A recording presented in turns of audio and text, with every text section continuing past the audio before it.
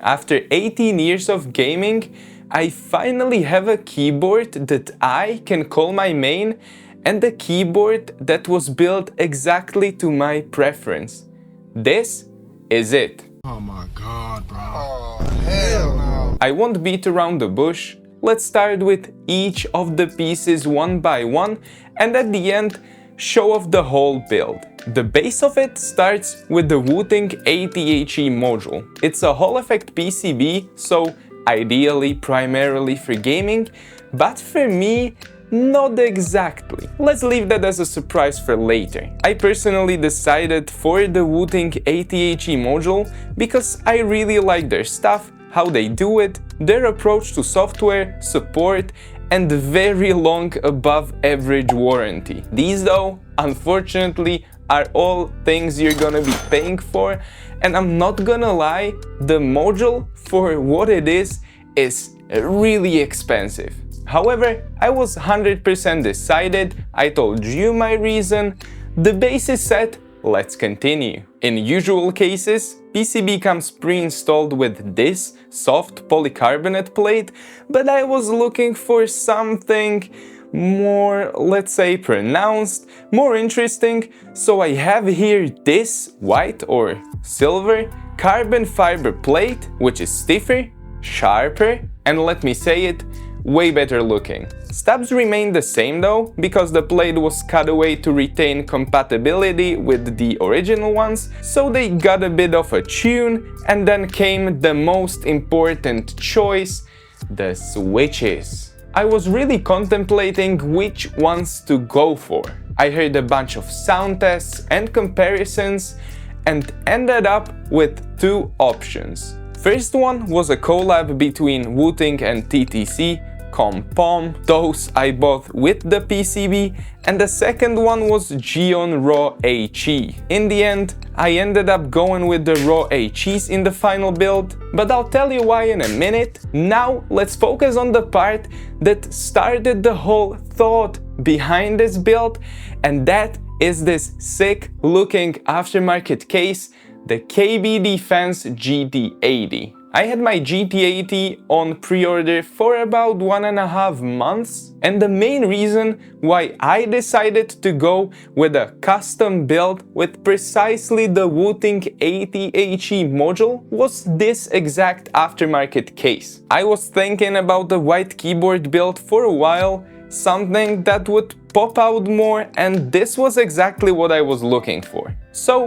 as a no-brainer, I picked the white with brass accents, ordered it, and waited. The second alternative, of course, was the original white zinc case directly from Wooting, but that one wasn't even available at the time, and to be honest, I don't regret choosing the GT80 a single bit. However, there was still one more piece missing in the puzzle, and those were the keycaps. I'm not gonna try and act like a knowledgeable keycap guy. I wanted something more premium, purple or blue, and there were these GMK keycaps up for sale for a steal, so I got them, and this is my final build.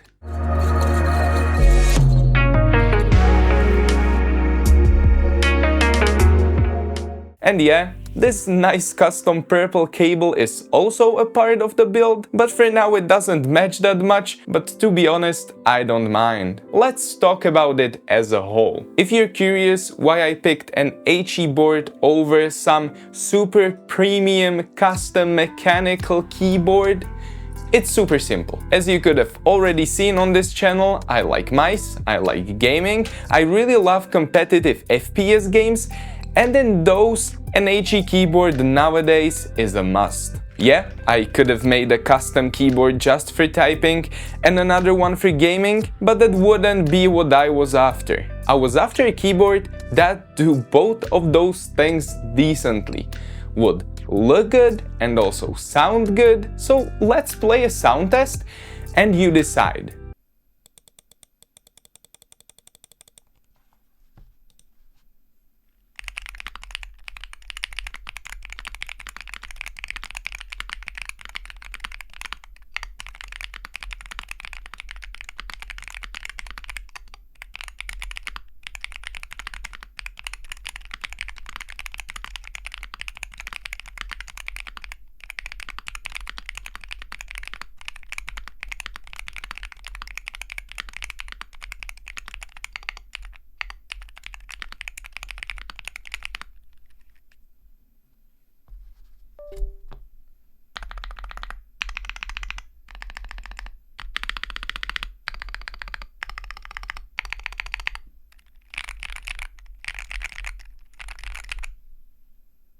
I think that what I managed to put together can easily, without a doubt, call itself my new main, maybe even endgame hybrid keyboard. Not only it can sound good enough so I won't end up wanting to rip off my ears and throw them in the trash, when I want a game, I can just press a simple keybind and everything is ready. I really need to thank Wooting software for that, because since my first experience with it, it got so much better. It offers countless options and settings, and everyone can tweak their Wooting keyboard exactly to their needs. Even though mine only has a soul of a Wooting anymore. Now I won't really get deep into Wooting settings, but if you're interested in something like that, leave a comment and maybe I can do a whole separate video. However, I still wanted to clarify why I ended up going with the geonraw AG switches and how much this whole thing ended up costing me. So let's finish it up. At home, I had those Wooting ttckompom and those geonraw HE switches. Both are good, both need higher actuation force, both sound good. However, in my case, the geonraw HE sounded and felt slightly better, so purely out of my own preference, I ended up just leaving them in my build.